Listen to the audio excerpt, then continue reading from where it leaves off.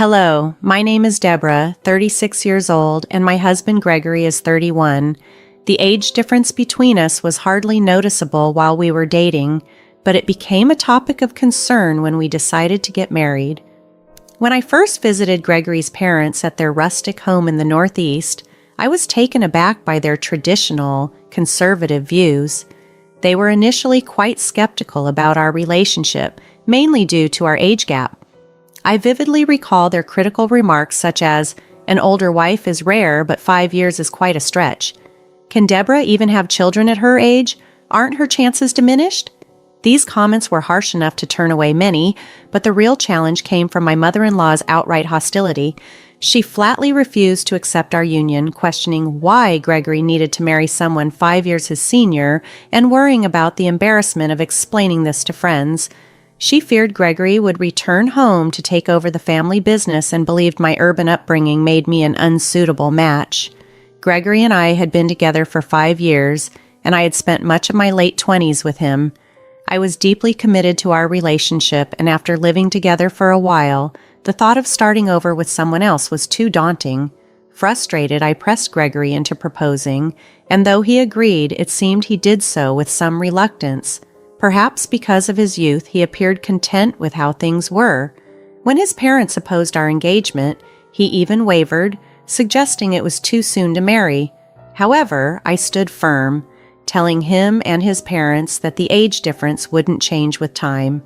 With a calm demeanor, I addressed his parents, acknowledging, "Yes, I am older than Gregory, but that's beyond our control. I promise to do my utmost to prove myself as a dedicated daughter-in-law."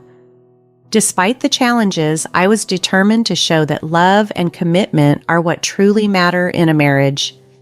Despite my initial hope for acceptance, Gregory's family's approval came with palpable reluctance. Even more challenging was Gregory's sister, who at our first meeting bluntly stated, "Just so you know, don't call me your sister-in-law. It's completely unacceptable for my brother to marry someone older than him." Looking back, I realize I was somewhat naive. I thought that my experience dealing with difficult clients in my professional life equipped me to handle personal conflicts as well. Little did I know this situation would teach me the true meaning of rude behavior that bordered on bullying. I had convinced myself that moving to the countryside to live near Gregory's parents wouldn't be as dreadful as the horror stories I'd read online. In hindsight, perhaps I should have called off the wedding, but as the saying goes, hindsight is 20/20ths. A year into the marriage, I deeply regretted my decision. Our day-to-day life and work routines remained largely unchanged after we formally registered our marriage, but a significant change was the increase in calls Gregory received from his mother. These conversations, which he took in another room or even the bathroom to spare me, were frequent and filled with implications. Despite our compact apartment, I couldn't help but overhear bits and pieces. It appeared they were discussing me, making assumptions that I opposed the idea of moving to Gregory's hometown to live with his parents, although that was far from the truth. When I had asked Gregory about the possibility of moving, he himself was hesitant, citing the lack of amenities like a nearby convenience store and scarce job opportunities as reasons. Yet, frustratingly, he seemed to use me as a scapegoat for his reluctance to move back. Just recently, I overheard Gregory saying in the next room, "So if I bring up divorce, I'd have to pay alimony, right?" His consideration of divorce seemed not to stem from any residual feelings for me, but rather from practical and financial considerations. This realization was disappointing and made it clear that my role in his narrative was more about convenience than commitment, casting me as the villain to cover up his hesitations. Hearing Gregory's true feelings was a bitter pill to swallow, and it nudged me towards seriously considering a divorce. Though we didn't have children to complicate matters, I kept these thoughts to myself for the time being.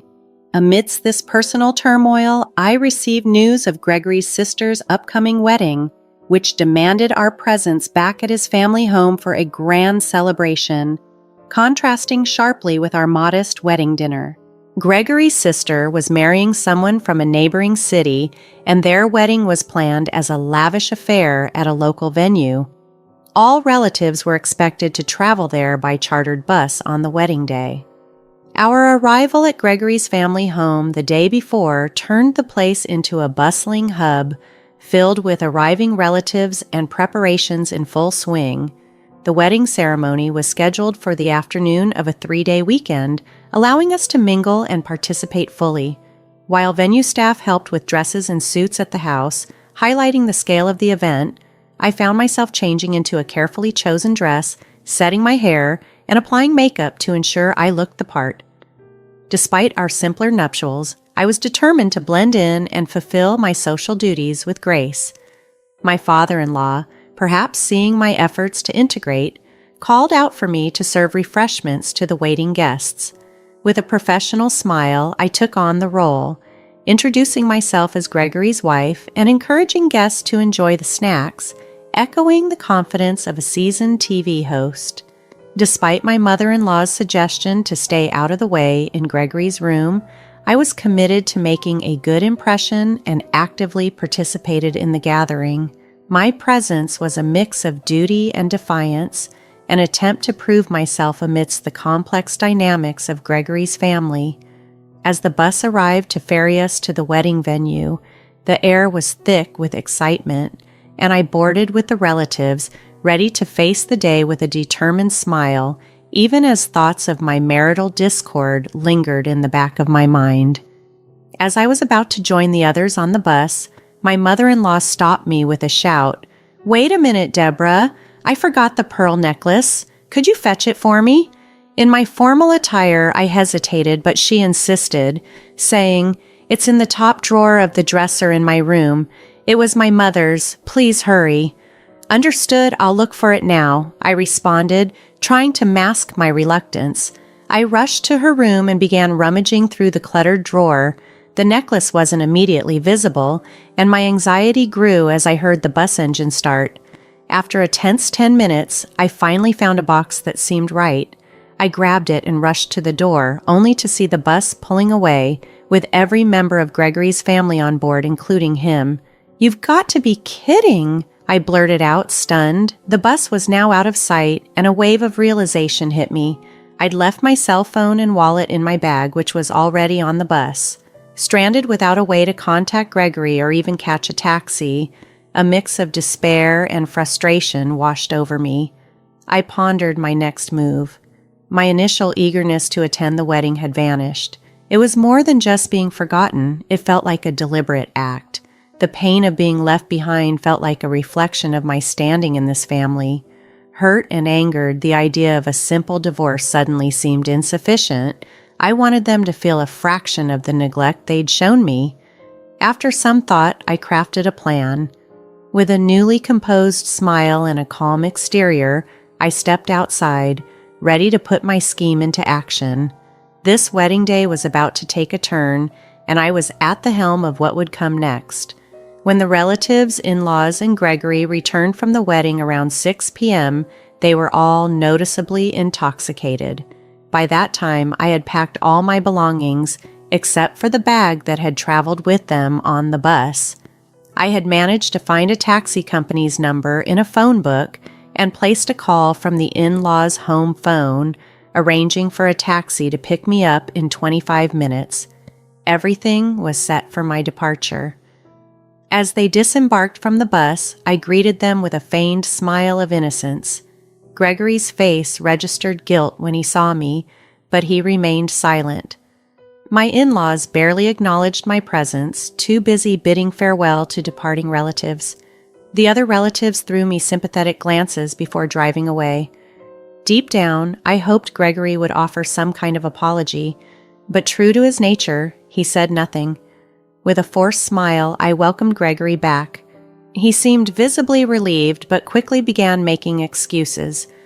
"I didn't realize you weren't on the bus. I felt bad, but the ceremony had started, so I couldn't come back for you." I ignored his excuses and began rummaging through the luggage for my bag, my actions silently broadcasting my disbelief. I finally turned to him and with a mix of sarcasm and hurt said, "Divorce? Is this some kind of joke? Because it certainly feels like one. Realizing the gravity of what I'd said, Gregory began to panic. Surprisingly, his first reaction was to trivialize the situation. Who knows? I'm surprised you think such a petty lie would work. So what if you weren't noticed? Are you saying you forgot I existed until you saw me? It was then that my father-in-law, after saying goodbye to the last of the relatives, chimed in dismissively, "Come on, it was just a little forgetfulness on both sides. Is Gregory talking about divorce over something like this? City brides are spineless." His words made it clear he saw the situation as trivial and even seemed to support the idea of a divorce. My mother-in-law, overhearing the conversation, smirked and added, "I knew it. A city bride just doesn't fit in. She was never right for our family." Her words and hypocrisy stung deeply, fueling my resolve. Faced with their blatant disregard and disrespect, my decision became clearer than ever. I was more determined to follow through with my plan, not just for escape, but as a stand against their dismissive and cruel attitudes. If that was their true sentiment, they might as well have invited only Gregory to the wedding.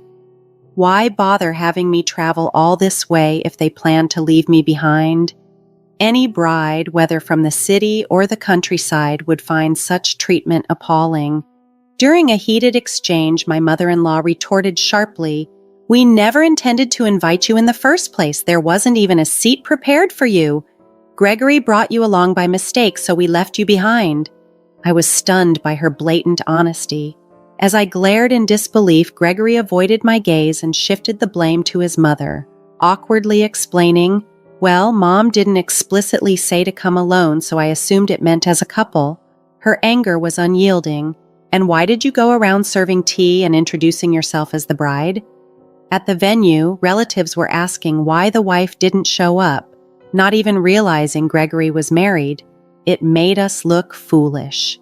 "That's your own fault, and it's absurd to say I shouldn't introduce myself," I shot back, feeling my efforts to be recognized as Gregory's wife had inadvertently caused a stir. "So, you never intended to acknowledge me and planned to divorce me eventually? That's why you kept our wedding a secret from the relatives and made it seem like just a dinner party?" I confronted them, the tension thick in the air. Neither my father-in-law nor my mother-in-law responded, their silence a tacit confirmation of my suspicions. It was crystal clear that cutting ties with this family was the right choice. "Fine, I'll grant your wish and divorce you.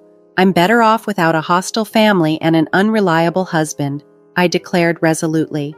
I boarded the taxi that had just arrived, taking the last train back to my city apartment. Unable to sleep that night, I impulsively searched for divorce lawyers online and began packing my belongings, keeping myself busy until dawn. The resolve to start anew, away from the negativity and betrayal, fueled my actions through the night. When I woke up late the next morning, I discovered several missed calls from Gregory and my in-laws on my phone. The actions I had taken were starting to resonate with them. After being left behind, I meticulously crafted a plan for revenge, making sure to keep within the bounds of safety and legality. I wasn't content to simply divorce and fade away quietly. I remembered how much my mother-in-law valued the opinions of their neighbors, which gave me an idea. There were heaps of unused refreshments and snacks left over from the wedding festivities, and I decided to put them to use. With a bag full of leftover treats, I went around the neighborhood greeting everyone with a warm smile. "Hello, I'm Gregory's wife," I announced, taking the opportunity to share my story about how I was treated and deliberately left behind on the wedding day. That evening, my mother-in-law and I ended up having a loud argument right outside, in earshot of many curious neighbors. This public display was a perfectly crafted form of revenge against a family so deeply concerned with their public image. Eventually, Gregory and I proceeded with the divorce. It went through without any significant complications. The stories I had shared with the neighbors were framed as casual, innocent conversations, which protected me from any potential accusations of defamation. With the assistance of a lawyer, I was able to claim compensation for the abandonment and secured a satisfactory settlement. As for my sister-in-law, her marriage began to fall apart soon after. It turned out she had masked her challenging personality just long enough to get married. However, people rarely change. Her true nature soon surfaced and her marriage deteriorated quickly. Within just 7 months, she had divorced and returned to her parents' home. By then, the story of how I was abandoned had spread far and wide, becoming a notorious rumor in the community. Over time, my in-laws gained an unsavory reputation as a family that mistreated their daughter-in-law, which led them to lead a much more subdued life. This tarnished reputation significantly dampened Gregory's prospects of finding a new bride in his hometown. I learned all of this from a neighbor whom I had befriended during my brief time there. We exchanged phone numbers, and she kept me updated. For me, it felt like perfect justice had been served. The divorce marked a new beginning in my life. I regretted not recognizing the true nature of Gregory and his family sooner, but now, with a clearer perspective, I saw the entire ordeal as a valuable lesson for my future. Perhaps I should have pulled away at the first signs of their initial opposition, but back then, I was younger and more naive. Despite everything, I didn't want to completely disregard the happy moments we shared. Thus, I view the past year not just with resentment, but as a crucial learning experience. I'm relieved to have resolved the situation and moved on, stronger and wiser from the experience.